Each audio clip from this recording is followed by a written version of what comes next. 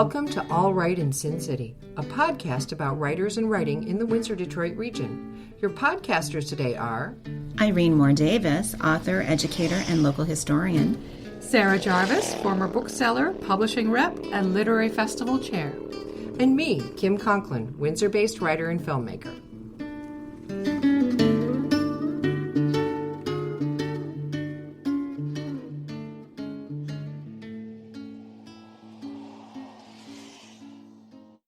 Our featured guest today is Colleen Coco Collins.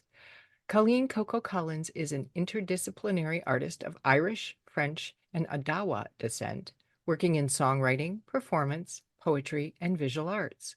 She's worked as a gallery director in forestry, fossil preparation and renovation, as an autism support worker, teacher, and women's shelter counselor. Her writing, music, and art practice centers on temporality, presumptions of sentience, subversion, rhythm, gesture, and more. Collins has studied at universities in Nova Scotia, New Brunswick, New Zealand, and Ireland. She lives in rural Macmaki, Nova Scotia, amidst crows, coyotes, grackles, bees, humpback, lichen, and fox. Sorry About the Fire is her poetry debut, published by Biblioasis. Welcome, Colleen. Thank you so much. That was lovely. Thank you. You've studied and traveled around the world, and now you've settled in Nova Scotia at the knee of the world's highest tides. What brought you to the East Coast, and how did your travels impact your work? Oh, beautiful. I came out to live in Halifax first when I was younger. I was drawn by the Nova Scotia College of Art and Design.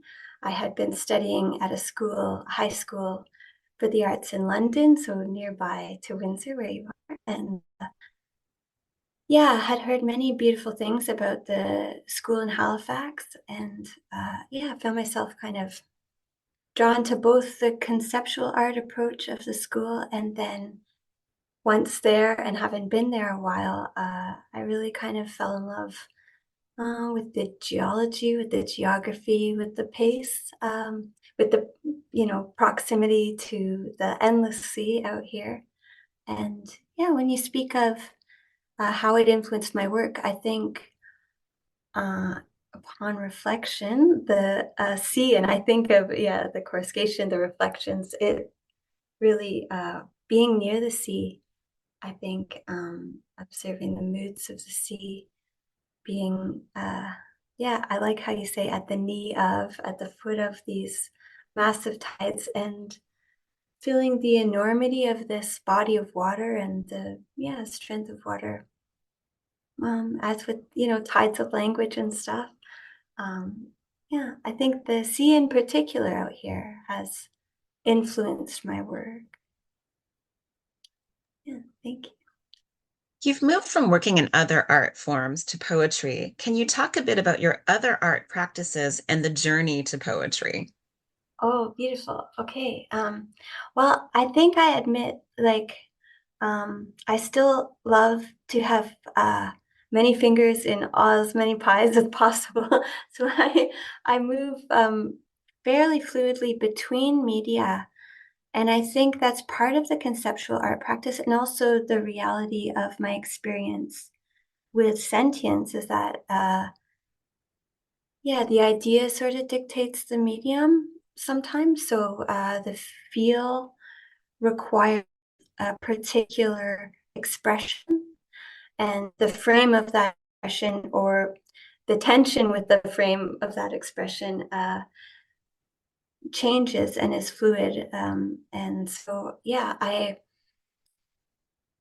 I think though language, I'm really taken with language and its various forms. And when I say that, I mean like as wide ranging and as lateral and as deep as possible in terms of those forms. So I'm really taken particularly with kind of gestural language, and all that can be inferred from particular movements. So there is the text, the spoken text, and then there's the subtext of what the body says sometimes. So that when I think of song or performance, and when I think of weight on a page, caesura or space or what gets capitalized and what doesn't. Those in my mind, I think, impress and imprint in similar ways, the kind of orchestration, the relationship between the concave and the convex, or the cast and the mold, so to speak. I remember seeing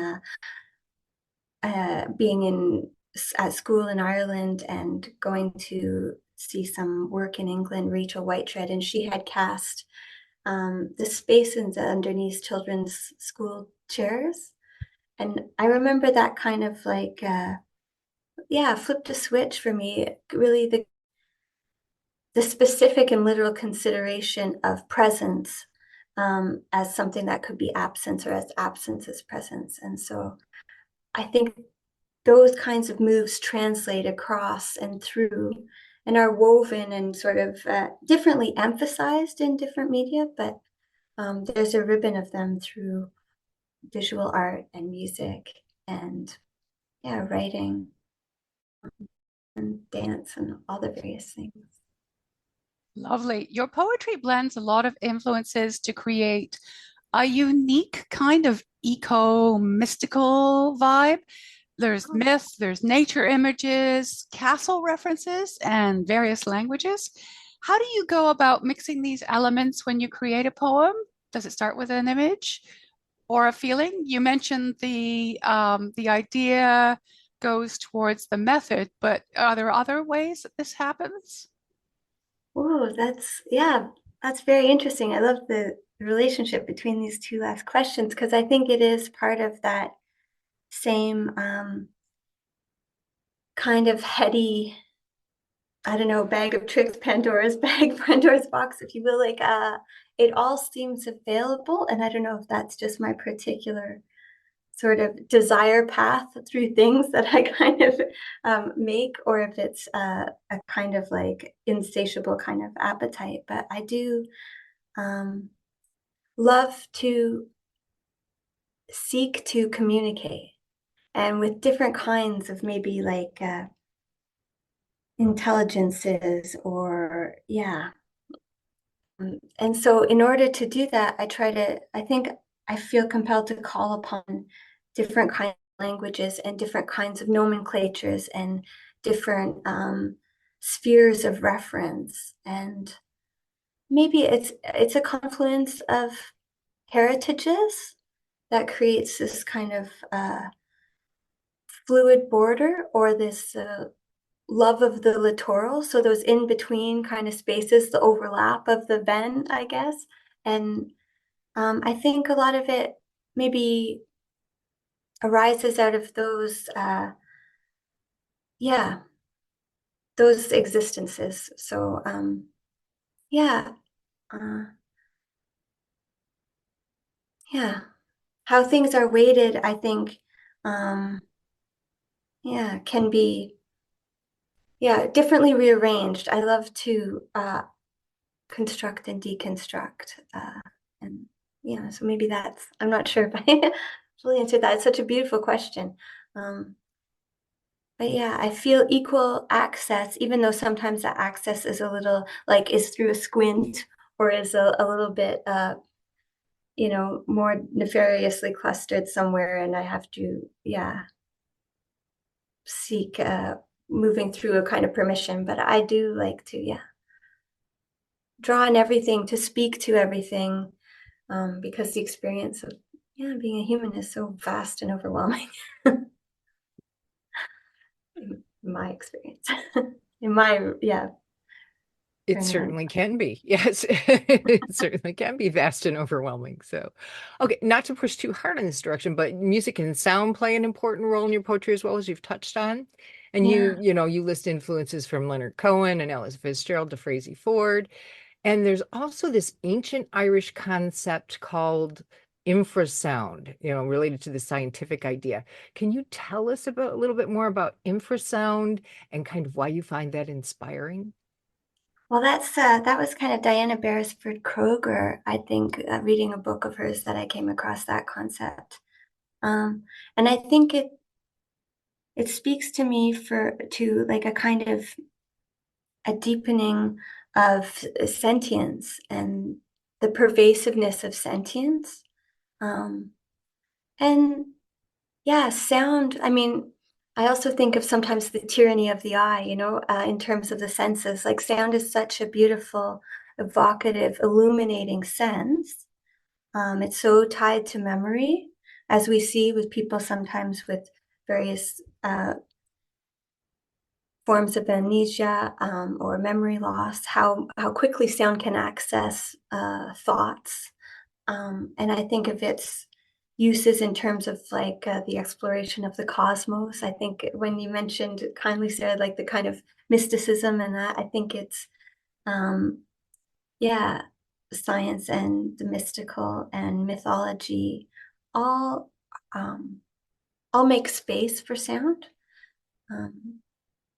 So it informs me in a way that perhaps the eye doesn't, because there is so much visual clutter sometimes, so much visual noise. There is also sonic noise, but it tends to be, in my experience, overlooked sometimes as something that affects us so deeply. That affects me so deeply. So yeah, I think it is like it's revelatory in a lot of ways, and it's yeah, I think of rhythmic communication a lot of times. So how different kinds of people with living different kinds of experiences. I'm thinking of people with kind of more potent autism, or people with schizophrenia in my family, or I think of like animals, or I think of nonverbal people of various kinds, or how much can be communicated through rhythm and sound. I think of even just this kind of idea of going like this. And so if you wanted to say yes or concur in some way, you would live this kind of motion with me. And if you wanted no, you stop.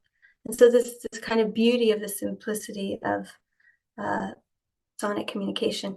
And that's what excites me about things like Mohetiact, or whatever the term, and subsonics, and animals like elephants also communicating across vast distances subsonically, whales as well, echoing off land masses to communicate. So as a perpetual student of communication, these kind of marginal seemingly, but also like radiant and fully blooming onto themselves methods of like receiving information through sound blow my mind. In your poems, you also don't shy away from language that feels almost from an earlier century. You use phrases like behold, or leap up, and inside, oh, a larch, and it works. How do you approach mixing the old with the new in your work, in language and ideas? Oh, that's a good one. Yeah,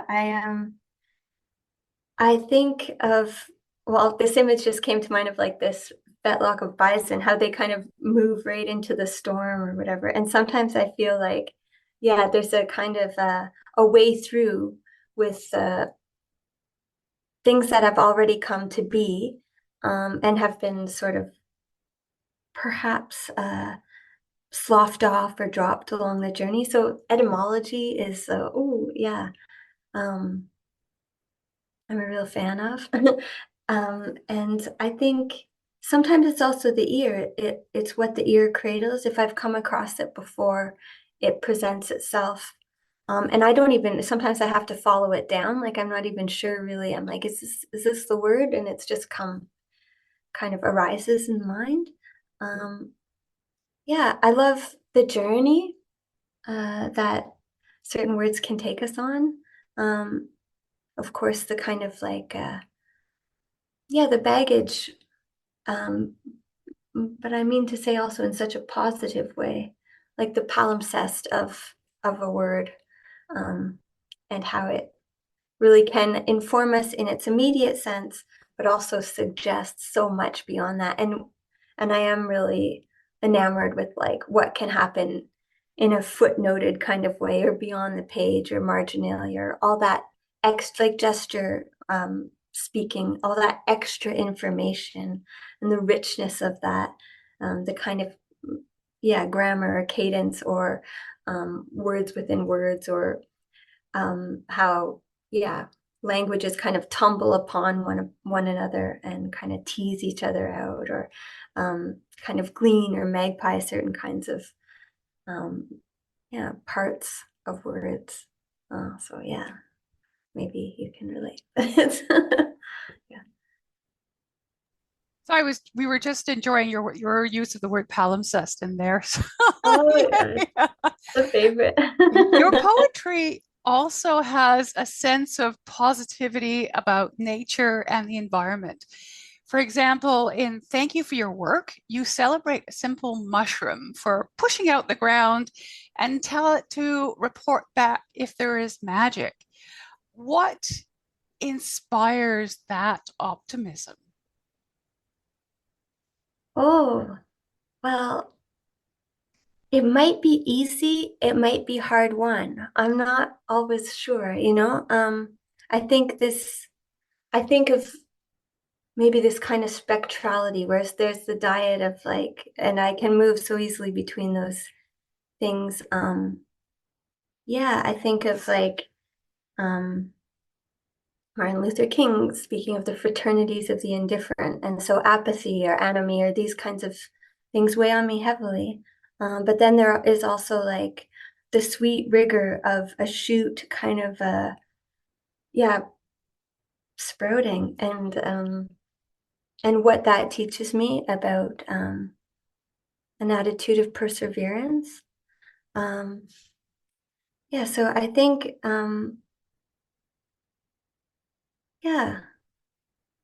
positivity is inherent, I think, in communication, in that we reach outside of ourselves, or we seek to.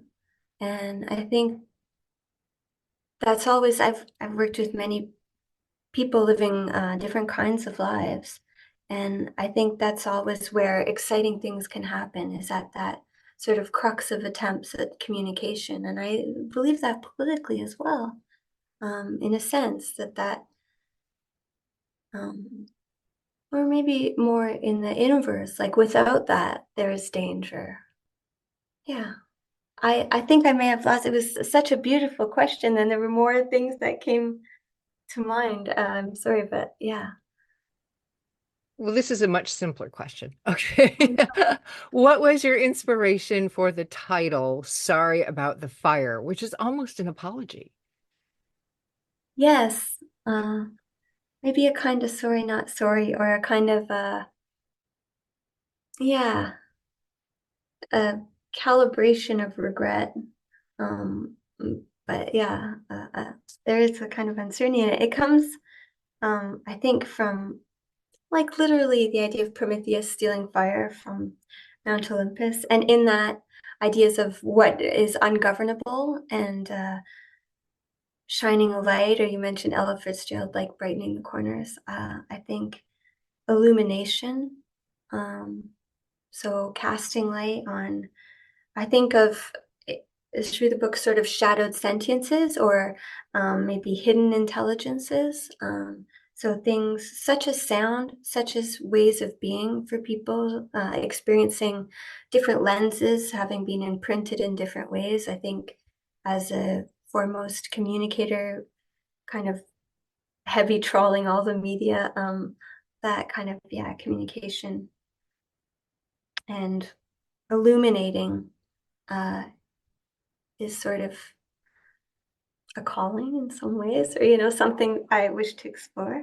But yeah, I think also you touch on the idea of an apology, and there's always place for that too, in that it allows me to reconsider a path for next time.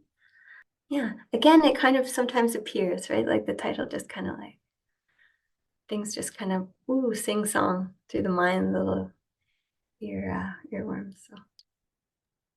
The poems in this book appear to be arranged alphabetically. Was that a choice or a happy accident? that was a choice come happy accident, I guess.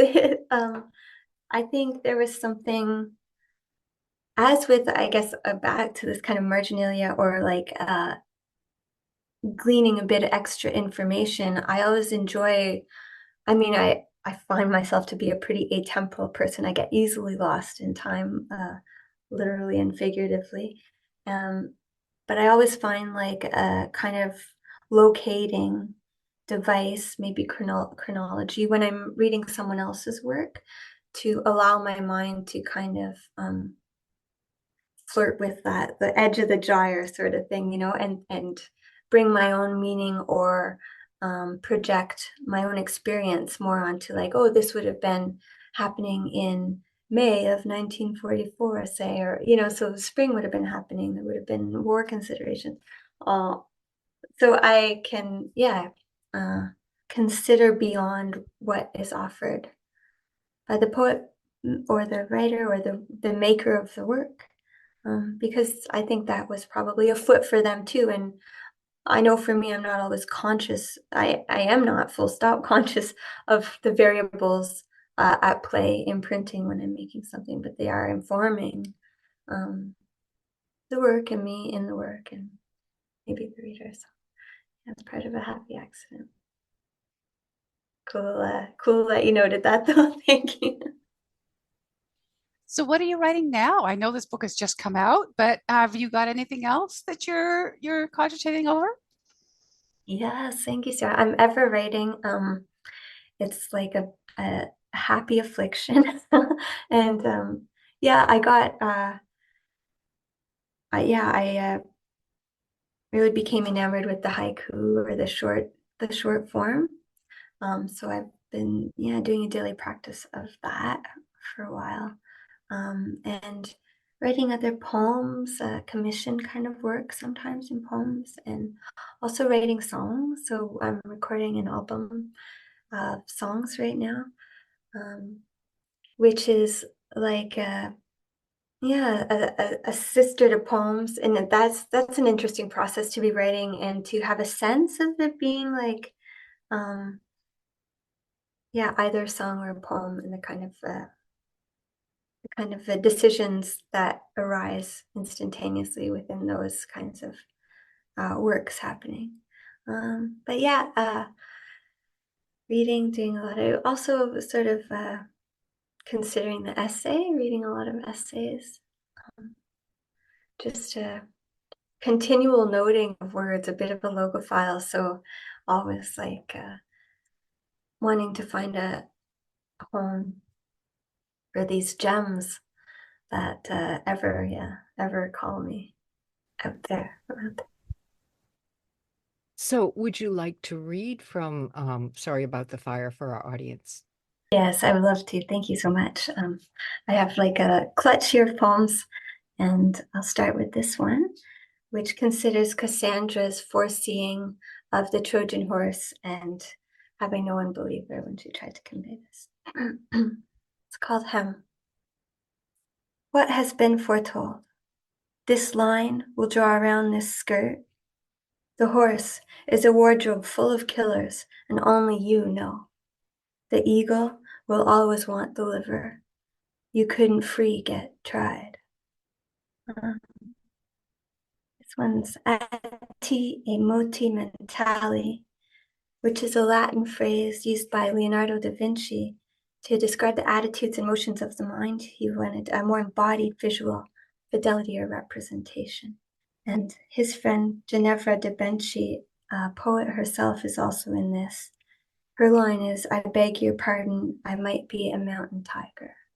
Atti e moti mentali.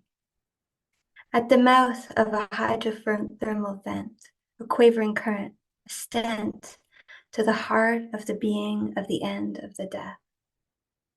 I beg your pardon, I might be a mountain tiger and unsuited for this. I might be a bog body rasped in onto myself. I'm sorry, I'm a bad pennant. Drag my lant through a going unrest. Write a cost in a puddle, coil as fast drogues. Admit them, these strange arrangements, these fast drogues in the name of constancy. Pain eater, put it aside, that harm dish. You are being welcomed to the reveille, everywhere petrichor, everywhere turduckens of joy, and surety. Dehiscence, which is a term I came across reading Fred Moten. It's a coming apart at the seam of the wound. Dehiscence. What is love in the mind of the skidding elephant, irate until the human child trips into its path? Then suddenly, most nuanced renouncing colossus, sudden every thought, stop. A bird is born in captivity, too strong a symbol to be its own. It is so afraid, it has no mind and not nearly enough torque. Again and again they throw it out the window, but where else would it go? What does it know? But what is that? It will find our cache. It will find our baby. There, along the crack, nunk, comes a seedling newly craning. Who's left open this spigot of castellated thinking? What astonishes forth brinkmen shipping as love in the mind of the skidding elephant when the child drops? And this one was mentioned. It's an ode and a kind of moment of rankle to a fellow poet long past. Thank you for your work. S. I saw the essential mushroom forthing from the ground, each actually legion, the soul an illusion. Report back, is there magic? Thank you all very much. Thank you very Merci. much for joining us, Merci. Colleen. We appreciate it, and we loved your book. Thank you. Thank you. Thanks for joining us. Look for more episodes of All Right in Sin City wherever you listen to podcasts, or check out our website, allrightinsincity.com. For information and announcements of new podcasts, sign up to our email list or follow us on Facebook and Twitter.